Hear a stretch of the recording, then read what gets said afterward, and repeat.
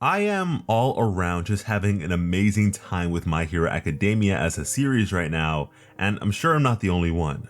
Last week, as I'm also sure you all know, we left off with the tragic end of the incredibly likable villain, Twice, at the hands of the ever-popular hero, Hawks. But before picking up there immediately, we spent some time with Tokoyami as he reminisced over a past conversation he had had with Hawks during his internship.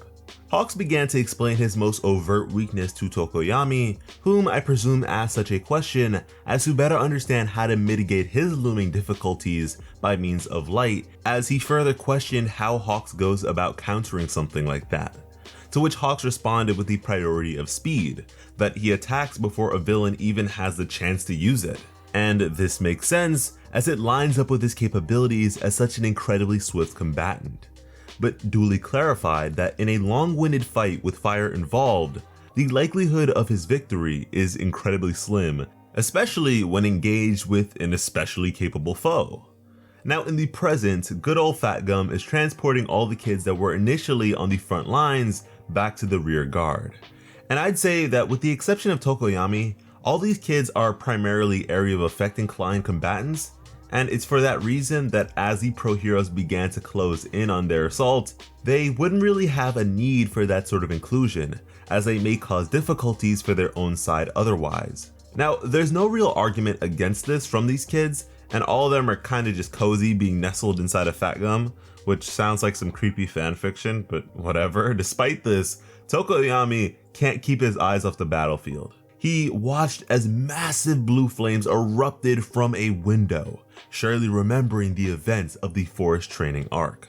And with that, we made our way back to Hawks and Dabi, which is hard to even call a fight at this point.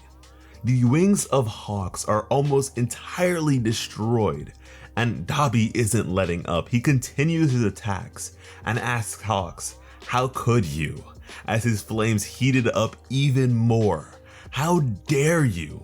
as he proceeded to kick the now downed Hawks. "How dare you kill Twice like that?" And as he says this, we see the dead body of Twice laying in a pool of his own blood, which clarifies that Hawks landed a fatal blow on the primary Twice, and the clone Twice made was then forced to jump off from the balcony. This being enough damage to make holding himself together incredibly difficult, and so he perished. They both did. Now, as he was being assaulted by Dabi, Hawks looked to him and questioned if Dabi had the face of a man who just watched a friend die, as Dabi pretty much steals Shigaraki's signature look with an unsettling smile. He copied my whole flow! Word for word, bar for bar! Dabi responded in his typical viciously playful way by saying that Hawks was being rude, as he's currently incapable of crying on account of his tear ducts being all burnt up. He continued that with Twice in the picture, his ultimate dream had a far better chance of being realized, so the loss of such an asset was surely unfortunate. A very detached sentiment indeed. He continued this banter by sarcastically lamenting over how sad he was, as he continued to enjoy himself by stomping on Hawks with his blue flames. Hawks, who, without his wings, is effectively quirkless. And so Hawks spoke up saying that he looked into the entirety of the league, and the only two people he couldn't find any information on were Dabi and Shigaraki. And so he yet again questioned who the hell this man is. From there, we received another flashback. The Hero Public Safety Commission was at the time having a young Hawks announce his birth name in exchange for his hero name, placing him in a special program to become the man we know of today. He was willing, so long as he could become a hero like Endeavor, a powerful hero who'd apparently saved him in the past. Now, presumably, the point of this flashback was to further illustrate the unlikelihood of someone just happening to know the name of Hawks, as well as the arguably extreme lengths to which the Public Safety Commission went to basically manufacture their ideal heroic servant, further the narrative of just how much Hawks admires Endeavor and where exactly it stems from, the fact that he was once saved by him.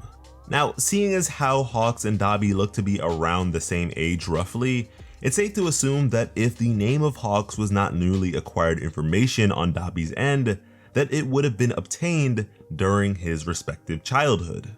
So take that as you will. For the sake of this video's intent, I won't get into too much speculation here.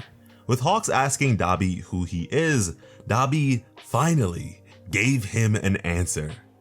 And Horikoshi, why do you do this? Horikoshi, being the tease that he is, made the damn thing an all-black speech bubble, so we have no clue what he said.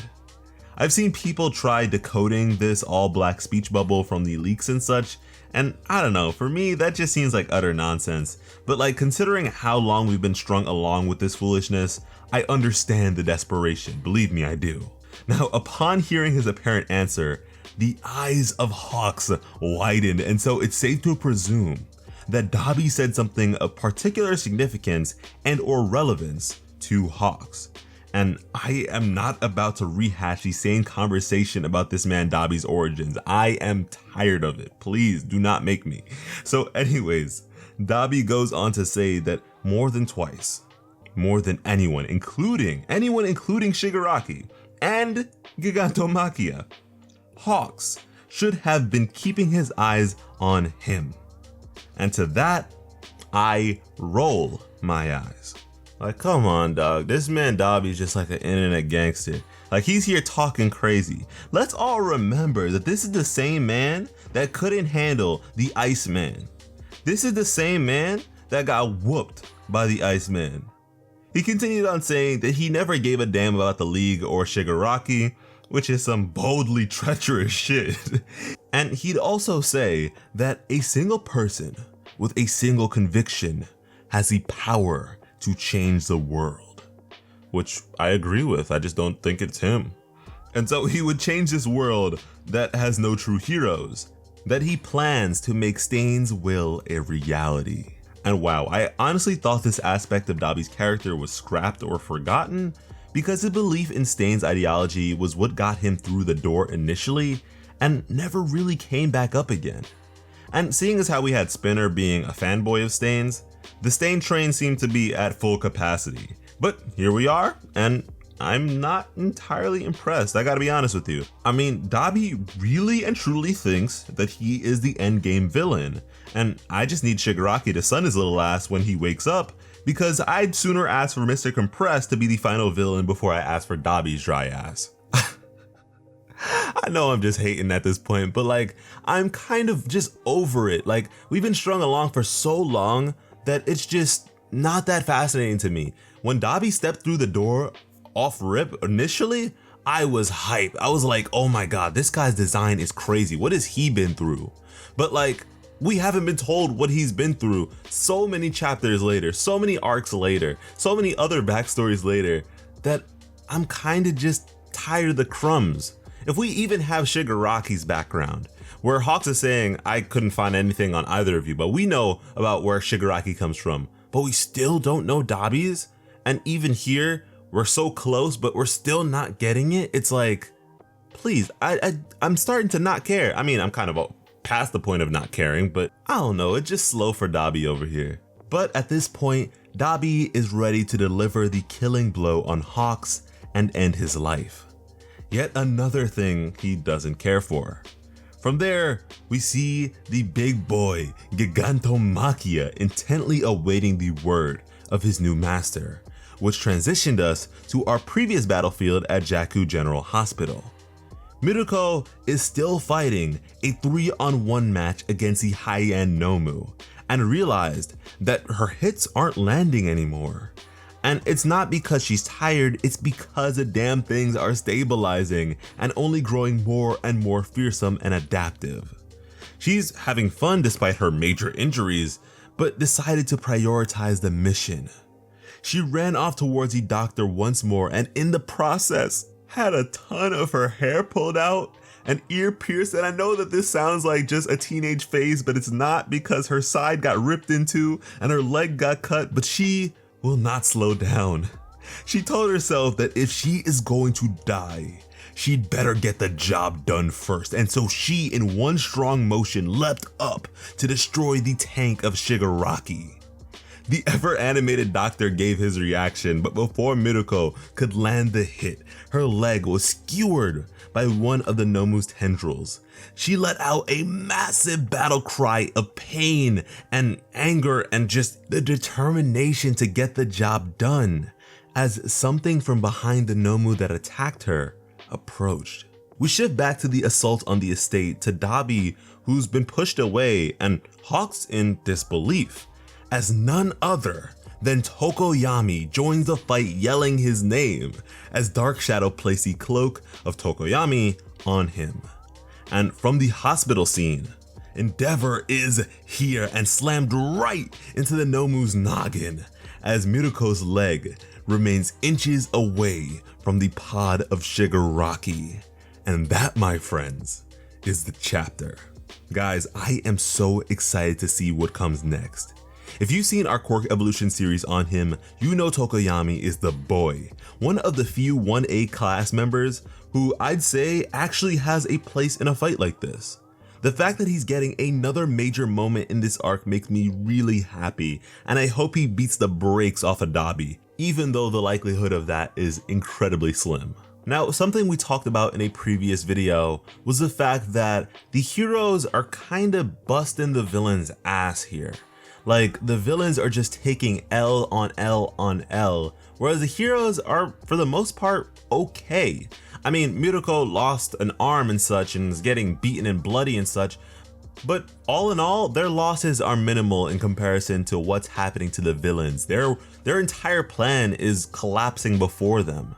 And so for me, to see these heroes getting bailed out again, it's a little strange. Once again, it goes to the equity of the situation, but we'll see what happens from here, because remember, this is only the first phase of the war. This is only the beginning, because Shigaraki is still dormant, and you know when he pulls up, he is going to pull skulls from people's faces, man.